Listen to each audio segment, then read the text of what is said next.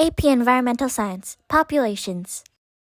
In this video, I will discuss two main topics of Unit 3 in AP Environmental Science.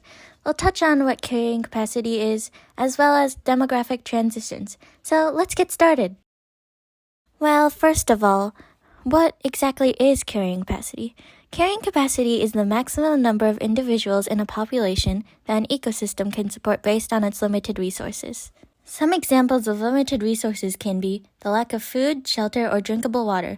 By exceeding these limited resources, populations could experience devastation, as there is simply not enough resources available to support all of them. Let's take a look at this graph for an example. This graph shows the carrying capacity of cottontail rabbits in South Carolina in years 1800 to 1925. We can see as the population reaches over carrying capacity, which is called the overshoot, the population starts to decline in the years following as they have less resources to support the larger population.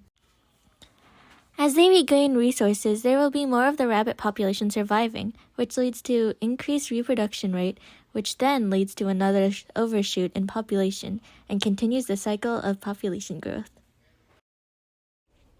Leading us to our next topic, demographic transitions.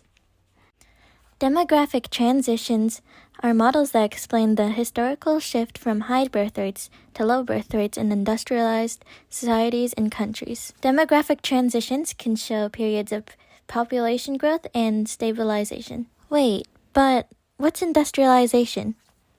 Industrialization is the economic and social transition from an agrarian or farming economy to an industrialized or manufacturing-based economy. Industrialization is important because it drives economic growth as well as technological innovations and higher living standards.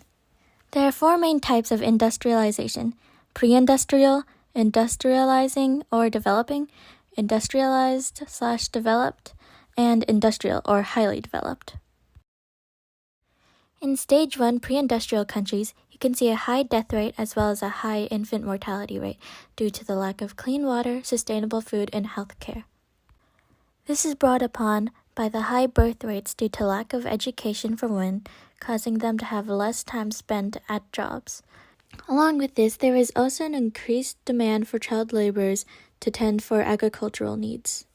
The high birth rate exceeds the carrying capacity as talked about prior and causes many deaths. The high birth rate and death rate balance each other out, making countries in Stage 1 have little to no population growth.